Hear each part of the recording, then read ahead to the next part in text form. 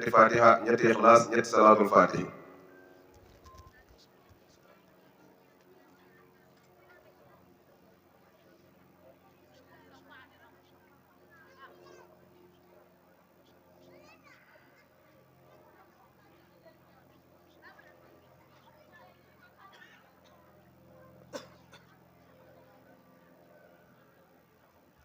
ولما دخل من قيس أمر أبوهما كان يغني عنه من الله من شيء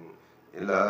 حاجة في نفس يعقوب خداها وإنه لسوء علم لما علمنا ولكن أكثر الناس لا يعلمون اللهم يا ميسر كل تعسير يسر لنا جميع ما حملنا بجاه خير وراء سيدنا مولانا محمد نبي وعلى آله وصحبه وسلم تسليما سبحان ربك رب العزة عما يصفون وسلام على المرسلين والحمد لله رب العالمين بلفظ لا إله إلا الله محمد رسول الله صلى الله عليه وسلم.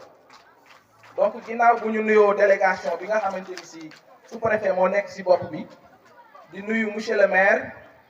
di nuyu chef de village yi fi nekk di nuyu la délégation des ICS di nuyu aussi le représentant de l'inspecteur de l'éducation et de la formation de Tivaouane empêché di nuyu aussi le codec de Pire Mamoun di nuyu suñu naataango directeurs yi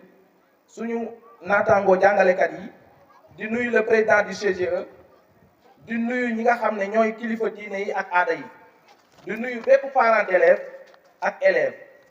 xamal ni tey dañu am mbégte pour inaugurer salle de classe bu nga xam ne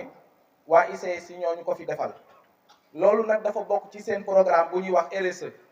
mooy responsabilité sociétale d'entreprise bu nga xam ni aspect éducation moo tax ñu defal ñu fi salle de classe bi te tamit salle de classe bi li ma ci wax mooy dafa respecter normes yi nga xam ni moom la ñu xalaat pour école classe nu mu war a mel te tamit bàyyi xel aussi xale yi nga xam ne dañu am ay laago moo tax ñu ni mobilité réduite parce que rampe yi ngeen gis nii pour ñoom la loolu tamit wax dëgg yàlla ñu ngi leen ciy sant bu baax ñu xamal ni leen ni classe bi ñu fi defar day wone ni day firndeel ni ñoom ñi ngi accompagner le président de la république ci politique bi nga xamante ni si gis-gis bi ñu jëm fii ak 2029 mooy ñu fexe ba école yi dootul amati abri provisoire ay mbaar donc loolu vraiment ñu ngi koy saluer bu baax di xam ni ICS wax dëgg yàlla ñun ñëpp xam nañu effort yi ñuy def wax dëgg yàlla ci côté santé côté éducation ak côté bu mu mën a doon ñu leen ciy sant bu baax wante nag teewul jafe-jafe yi ba léegi moom fi ci biir jafe-jafe yi yéen a ko gisandeel seen bopp tabax nañ fi classe bu mel nii ñëpp xam nañ école bi fu mu nekk par rapport ak village bi xaw na sore te nag pour sàmm ko il faut ñu sécuriser ko kon nag ñu ngi leen ciy tàllal loxo bu baax mooy la sécurisation de l'école mur de clôture loolu ñu ngi leen ciy sant bu baax di leen demander vraiment ngeen jàppale ñu ba mu sotti bon beneen bi ci des mooy jamono dañu toll ci jamono bu nga xam ne école yi léegi weesu nañ fu ñu daan defee ñun demee composition ñu ni jëndal cahier léegi ñëpp gis nañ même parents d'élèves bi gis nañ ni élèves bi bu ñuy ñëw seen kër yi ay après composition yi ay feuilles yu mel nii la ñuy indi loolu nag li ko waral mooy jamono moo ci toll ba tax na kon nag ñi ngi tàllal loxo encore waa ICS ak les bonnes volontés vraiment bu ñu mënee jàppale ci matériel yi nga xam ne danañu jàppale lool ci suñu photocopie donc loolu aussi wax nañ ko fi di tamit beral sant ak gërëm waa Mbaar ak waa Dimbi ndax wax dëgg yàlla classe bee ngeen di gis na le ñoom ñoo góorgóorlu ci seen ay moyens yi bopp wax dëgg yàlla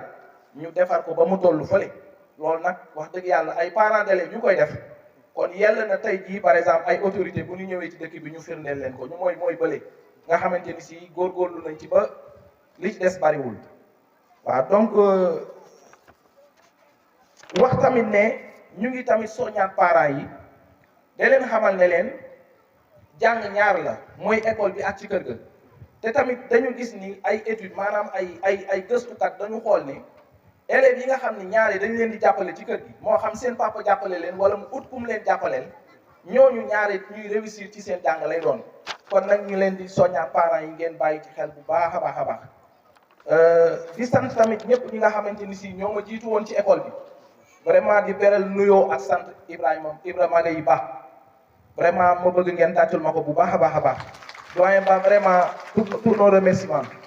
donc yow moom ñu ngi lay sant bu baax a baax parce que yow yaa ñu xàllal yoon wi ba ñu ñimee ñëw donc vraiment remerciement yi tamit jëm ci suñu ñi nga xamante ni si ñoom la yàlla def ñu nekkandoog ñoom ci école bi ci jiit bi ñu am ci monsieur Ndiaye monsieur Fall Oustaz Thioune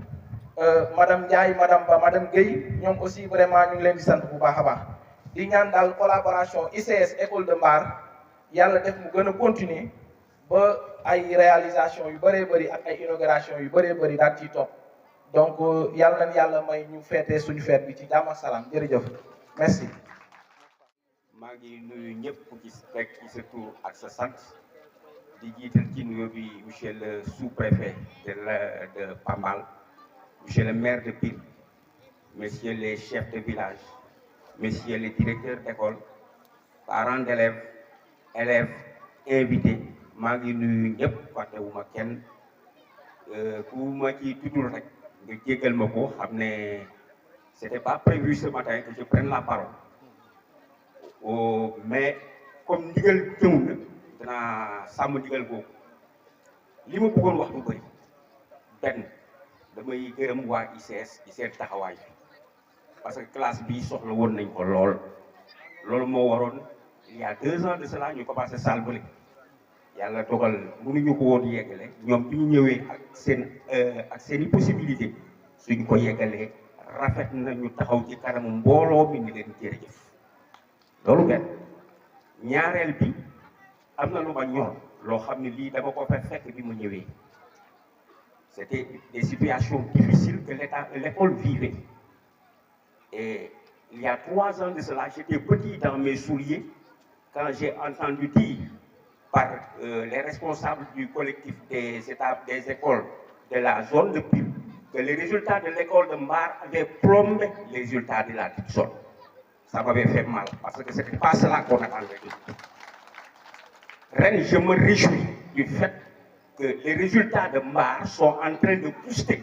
Je dis bien, je pèse mes mots, sont en train de booster les résultats de la zone de Pire. te loolu dafa neex ku ci nekk bu doon sa sago fata far man de boog damay sot su may far dama gaaw a sot mais ku ci nekk bu doon sa sago la fata far fata jàpp bu doon sa sago la mooy raw ci école yi donc loolu neex nañu ñetteel bi élèves yi ñoo ko moom parents d'élèves yi xam nañ seen warugar élèves yi laay waxal lii ñu fi def ñu tey lii fi nekk yéen yéen a ko moom su ngeen ko sàmmee seen intérêt su ngeen ko sàmmulee bu ëllëgee dafay yàqu kon nag dama leen di ñaan yéen ngeen sàmm lii ngeen fi defal ak leneen lu ñu fi defal bu ëllëgee ngeen sàmm ko bu ëllëgee yéen su ngeen fi jógee parce que ñu ci bëre léegi ñu dem ca école ba dem ca collège ba wala ca lycée ba bu ngeen fi jógee dem seeni rakk ñoo fiy ñëw bu ëllëgee école bi dox ba fii ak 50 ans fii ak 100 ans école bi dox di mën a élèves yi fi ñëw di mën a bénéficier wu ci njàngale bi fi jàngale. Monsieur le représentant de l'inspecteur, je voudrais vous prendre à témoin. C'est me réjouir de la qualité du travail qui a été fait depuis 2 ans par les différentes équipes qui se sont succédées ici. Je voudrais rendre hommage à monsieur Ibrahim Magaïba, qui a été envoyé ici dans des conditions extrêmement difficiles et qui a fait un travail qui a été salué de tous. guddi bi ñu koy présenté fii booba temps fekk na ñun ñëpp ñu jàq mu ñëw ànd ak dal ànd ak yar ànd ak teggin def liggéey bi ni ñu ko doon séentoo loolu dañ koy def ñuy kontaan la cay doole ko mooy suñu rak Ibrahima mii toog nga xam ne booba léegi yendalul fanaanul guddi mu ngi daw bëccëg mu ngi daw rien que pour lu jëmale école bi kanam loolu daal laa xamoon ne tey jii moom j'ai été pris dans mon propre piège. Parce que c'était entendu que ce matin, je ne prendrai pas la parole, mais comme force nañ ma ci nag ba ma def ko il faut ma wax li nga xam ne lii moom moo nekkoon sama yéene maa ngi gërëm ñëpp di sant ñëpp di ñaan yàlla école bi yal na ko yàlla def bu jëm ci kanam ba raw ci école yu prix yi ba raw ci école yu département yi wa ma zalika alallahi bi aziz wassalaamu aleykum wa rahmatullah. Asalaamaaleykum mbooloo mi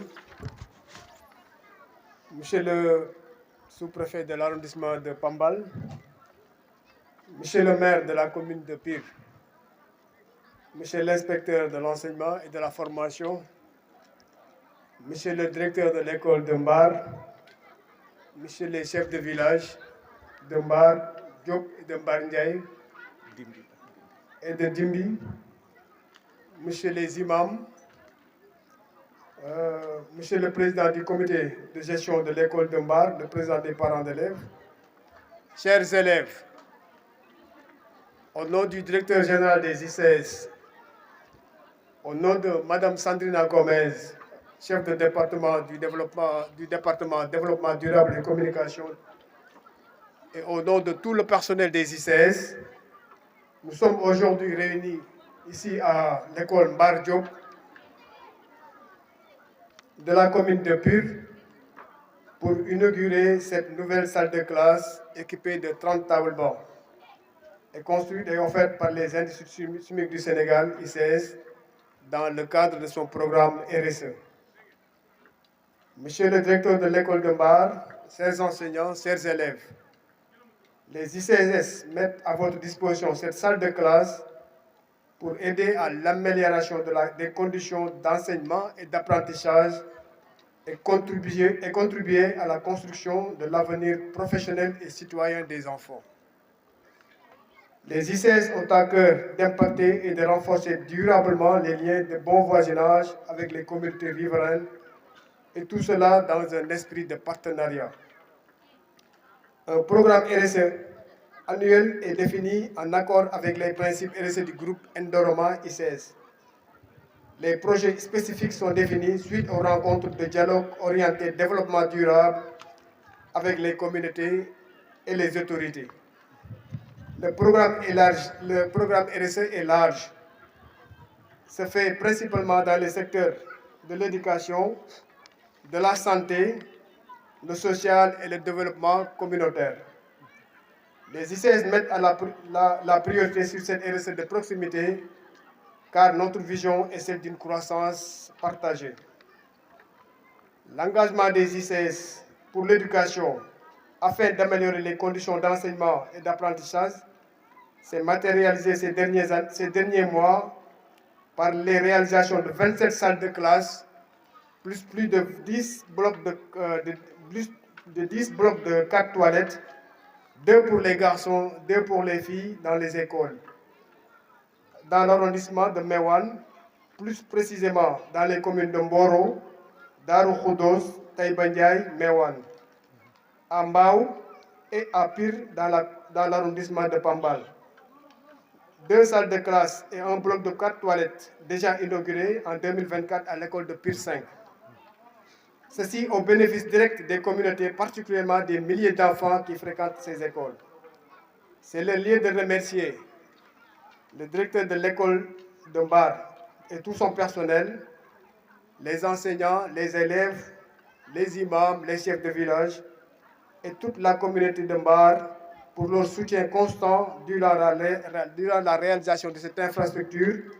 jusqu'à l'inauguration d'aujourd'hui.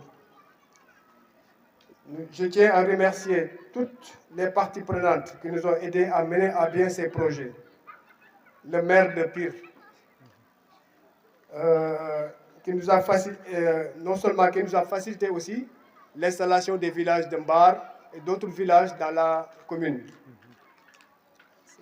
Nous remercions M. Faye, le maître de cérémonie, l'entreprise locale Cœur d'Abar qui a réalisé cette infrastructure, notre équipe RSE dirigée par Mme Sandrina Gomez, l'IF de Tivaouane, le sous-préfet de Pambal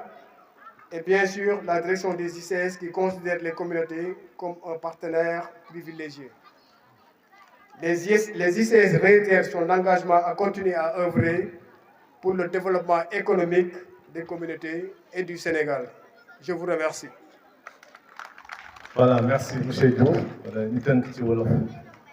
Donc, ñu ngi gërëm assistance bi nekk fii yëpp ci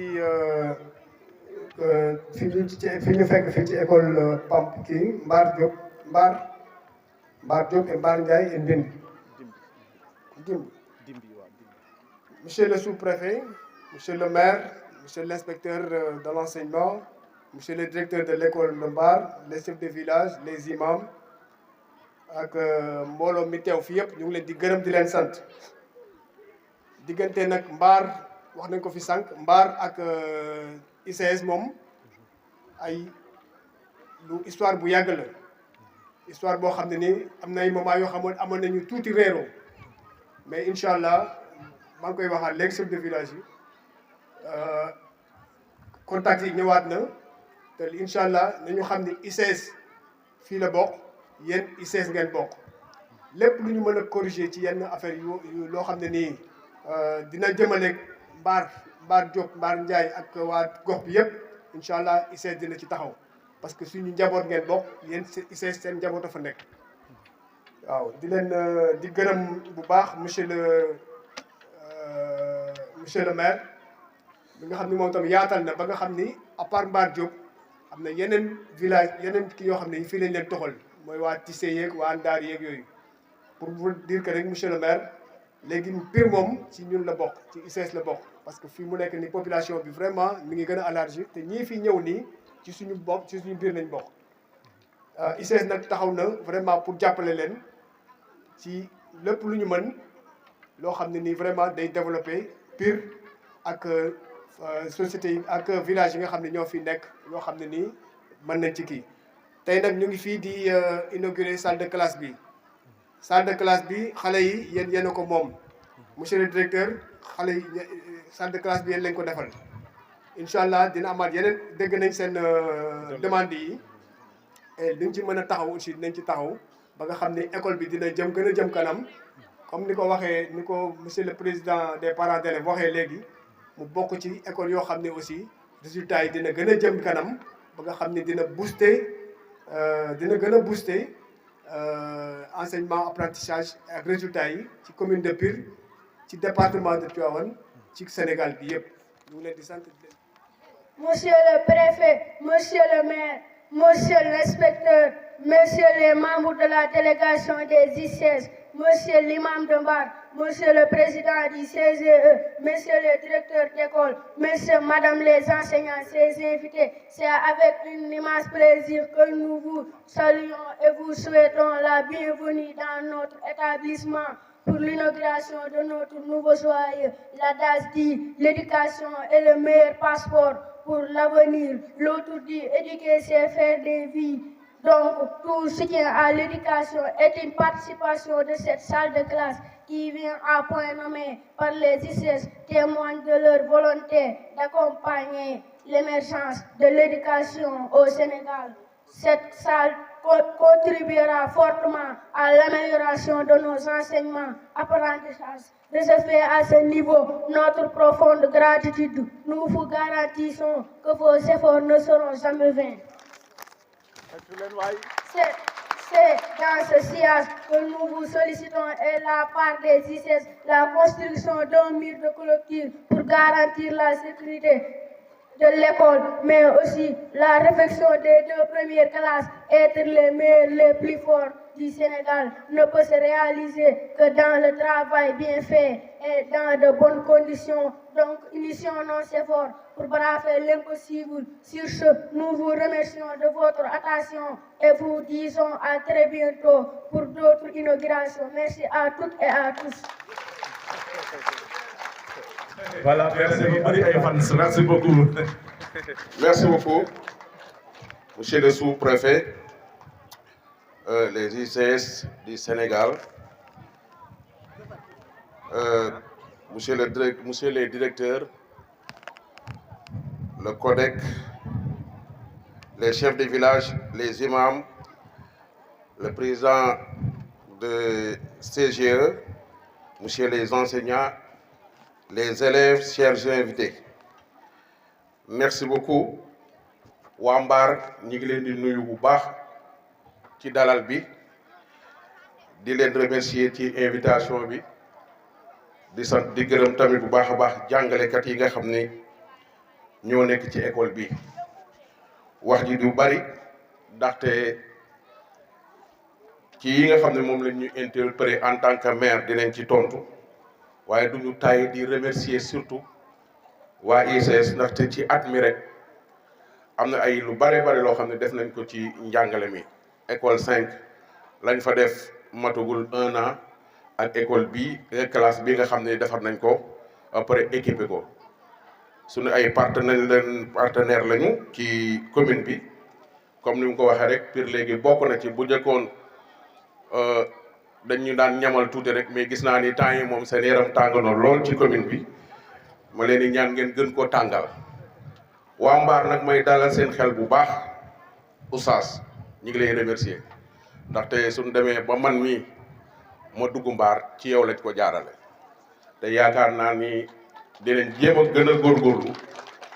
ci dëkk bi engagement bi muy jël fii nag en tant que maire mooy classe bale ngeen xam ni village yi Mbar Ndiaye Mbar Diop tàmbale woon nañ ko ak waa Dimbali maire bu Pire commune bi dinañ ko yeggale incha allah suñ fi jógee dinañ wax ak ñi ñu war a waxal ren war nañoo dafa ay salle de classe yu bari mais bii dinañ ko eggale ba pare jéem a xool leneen luñ ci mën a yokk clôture bi tamit maa ngi ciy waxtaan ak ay partenaires ñi nga xam ni entreprise yi nga xam ne ñu ngi ci département bi tey liggéey ak ñun dinañ defar dès demain devis boo xam ne mooy devis clôture école bi yóbbu ko fa nag défendre ko yàlla noonu noonu ICS mu defar ko sunu sañoon ICS clôturer ko dinañ leen ko jox dinañ ko jox yeneen entreprise yi nga xam ne ñoom ñoo fi ne pour que taxaw daal pour loolu am parce que écoles yi nga xam ne ñoo clôturer wuñ leen ci commune dafa bari Pire mi am presque 22 écoles 22 wala une vingtaine 22 la def paate ak presque plus de 500 élèves te terewul ay résultats yu baax la ñuy am loolu ma ci félicité jàngalekat yi ak waa CODEC bu baax a baax ndaxte chaque année dinañ ma woon ni ma département Tivaouane Pire moo fi jël nangam te loolu su amee c'est grâce à jàngalekat yi nga xam ni ñenn ñi Pire leen dëkk te bi ma ñëwee fekk sama rakk ji nekk directeur école bi fii wax dëgg yàlla man dama cee kontaan lool monsieur Fall ñu koy sant di nga gërëm bu baax a baax. beneen bi mooy dégg naa ni courant bi duggul ci école bi Adama Diop wax na ma ko démb deneen fexe tamit du yàgg dara tey jii sul woon fête bi élection kii dina ñëw waa Sénélec dinañ ñëw fii mais su ma fi jógee des semaine prochaine dinaa yebal fii waa Sénélec ñu ñëw xool naka la ñuy def pour que courant bi mën a dugg si directeur mi ngi koy wax parce que élèves yi léegi jàngalekat yi dañuy soxla ay imprimante maamun mii du ma wàcc ay photocopieuse ak imprimante ak ñoom seen ndax njàngale mi léegi dañu bëgg a dépasser cahier yi di jox xale yi ay feuilles te loolu su dëkk école bi su amul courant amul yenn matériel informatique yi du mën a dem adduna bi dafa avancé te fi mu nii dañoo jëm ci monde numérique bi te loolu war nañ ci gën a góorgóorlu suñu doom yi teel cee egg te donc loolu li war a jiitu mooy indi courant bi d'abord te loolu dañ bëgg du yàgg dara courant bi dañ ko dugal biir Mbar fexe éclairer te école bi ba pare jéem a fexe ñu miir ko nu mu gën a gaawee monsieur Gaye loolu ñu ngi leen ci tàllal loxo di ci tàllal loxo waa ICS bu baax a baax d'abord bala ñuy dem ci ñeneen ñi ndax ginnaaw yéen a fi ne ñu baleen fi ngeen miir ko benn yoon rek moo gën a yomb bala ñuy dem ci ñeneen mais suñu amee ñeneen nit mu gën comme ni ko représentant IEF yi waxee xam naa ni daf may flatter rek mais dinañ jéem a góorgóorlu ci partenaires yi ma am personnellement jéem ko dox pour que ñuy jéem a jàppale waa Mbar parce que Mbar population buy dafa dense Mbar Ndiaye Mbaye Diop Dimbi dafa dense te fii ci quelques années gendarmerie bi suñ ko inauguré lycée bi ñu war a tabax fii suñ ko defee terrain yi nga xam ne moom moo wër fii su nit ñi tuxusee école bi day gën a xumb donc ñu anticiper ci loolu balaa loolu di ñëw defe naa ni moom mooy gën a tane ñu ngi leen di sant di leen gërëm bu baax a baax li nga xam daal moom laa fi wax te ñu ni maire waxu na ko mooy classe B maire bi dina ko tabax dinañ jéem a def tout ba ñu clôturer école bi ba pare def fi courant kon boog ñu leen di sant di leen gërëm bu baax a baax jërë ngeen jëf. Monsieur le directeur donc de la RSE des ICS, monsieur le directeur du développement durable des ICS, monsieur le représentant donc de l'inspecteur de l'éducation et de la formation de Tivaouane, monsieur le CODEC de Pire, monsieur le directeur de l'école de Mbar, messieurs les chefs de village, imam donc de Mbar, monsieur le président du CGE, chers enseignants, chers élèves. Permettez-moi de résumer très rapidement mon discours par l'occasion qui m'est donnée aujourd'hui de remercier les ICS pour le partenariat qu'ils ont pu nouer avec les populations recasées. Et dont l'un des témoignages aujourd'hui est cette infrastructure de haute facture qui a été donc construite pour permettre aux élèves d'être dans de bonnes conditions, donc de recevoir les enseignements. Il est à noter que c'est peut-être les infrastructures qui vont présider également à un bon environnement pour permettre à ce que les résultats aussi des élèves répondent aux attentes des populations. Il est évident que ces remerciements montrent que du point de vue de la responsabilité, les ICS ont bien compris que les populations recasées ont des besoins imminents et impératifs qui sont nécessaires de satisfaire en termes d'équipement collectif. Je crois que cette responsabilité sociétale, elle est affirmée aujourd'hui, mais la demande est encore là, latente. Donc également permanente, mais aussi exigeante. Je ne parle pas simplement de Mbar, mais je parle également de Tissé et des autres sites de recasement. Les ouvrages collectifs vont revenir. Il est impératif qu'il y ait un accompagnement à la hauteur des attentes par rapport aux populations, en termes d'école, en termes de postes de santé, en termes d'équipement commercial, que ce soit les marchés, etc. Ça a été demandé fortement, que ce soit aussi en termes de lieux de culte, parce que vous avez aussi une forte demande en matière de lieux de culte, notamment pour que les populations puissent mener leurs activités de la meilleure des manières. Parfois, c'est des maisons d'outils, comme ça a été dit tout à l'heure, mais par ailleurs, dans d'autres lieux, c'est la maison de la femme qui reste également une demande. J'attends donc, tout de suite, ça a été dit, le maire a pris des engagements pour que l'école soit une école à 6 classes et que la construction soit faite. Mais il faut terminer la construction pour une sécurisation non seulement des élèves, avec le mur de clôture, mais aussi et surtout une sécurisation foncière. Foncière pour permettre à ce que demain, qu'il n'y ait pas d'empiètement dans le périmètre dévolu à l'école et à son évolution. Donc, il est important que le mur soit fait. Je voudrais aussi vous dire que cette attente, qui est très forte en termes d'équipement collectif, reste encore sur certains points non satisfaite dans les deux autres sites de recasement. J'ai envoyé un courrier que vous recevrez bientôt concernant également le site de Tissé. Donc, on a une forte attente des ICS, une attente qui est à la hauteur de l'évolution même de cette société. Ce n'est pas gratuit. Les ICS ont certes eu par moments des problèmes, mais c'est une réussite quand même du point de vue de l'entreprise. Je voudrais aussi vous demander, quelque part aussi, dans le cadre des engagements pris, qu'il y ait une formalisation avec une convention entre vous et les populations, pour que le suivi pour vous et pour nous, en tant qu'autorité, soit des plus simples. Donc, je m'adresse maintenant particulièrement aux directeurs de l'école, aux enseignants, aux présidents de l'APE, des CGE,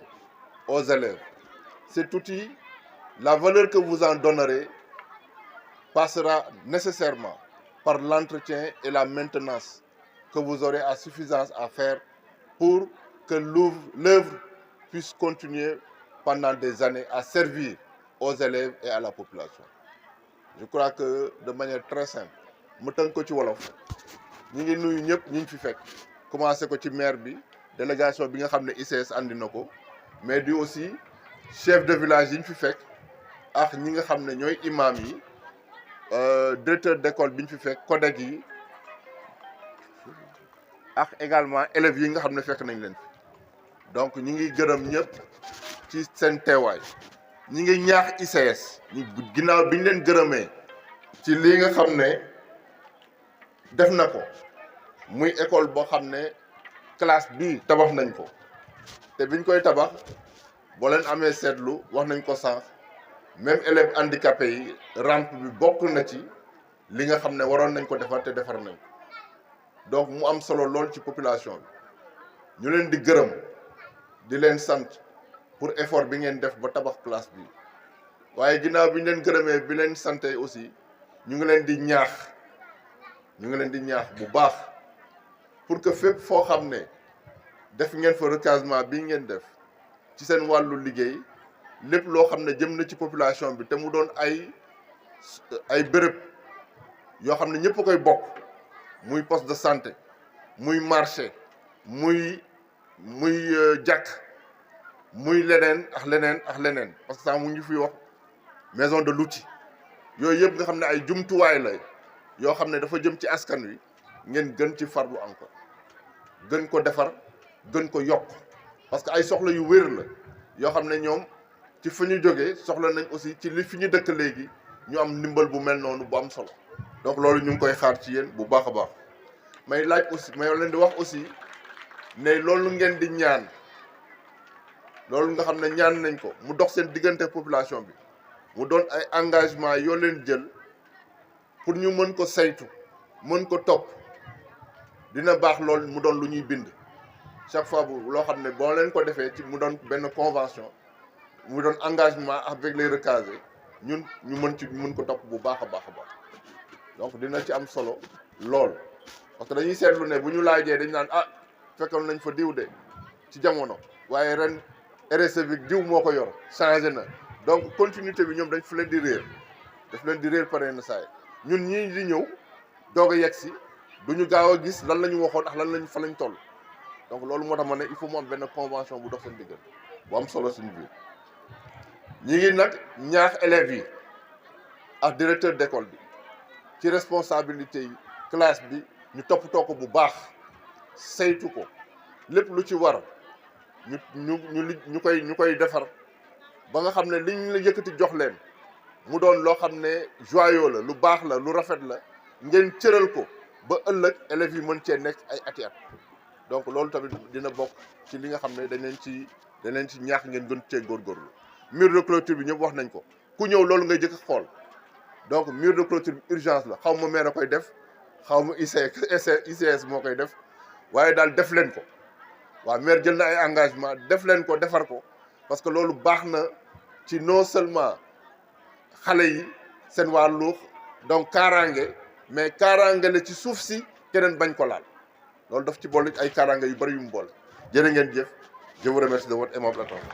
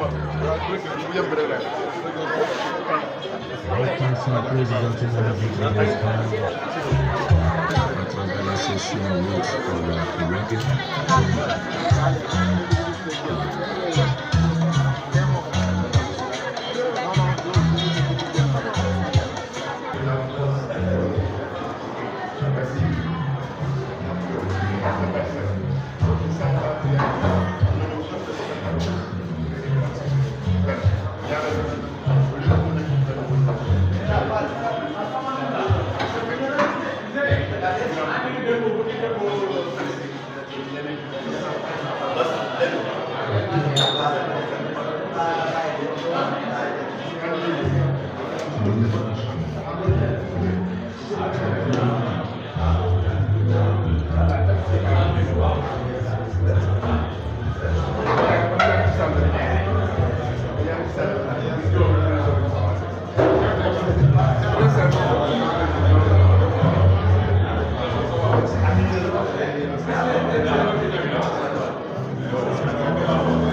toog nañ toog table rek nañ toog ci banc yi.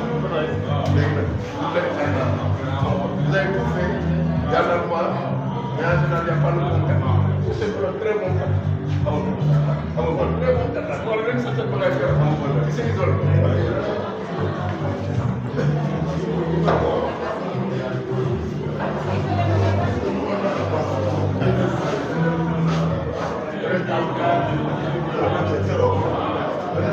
On a mis 30 tables.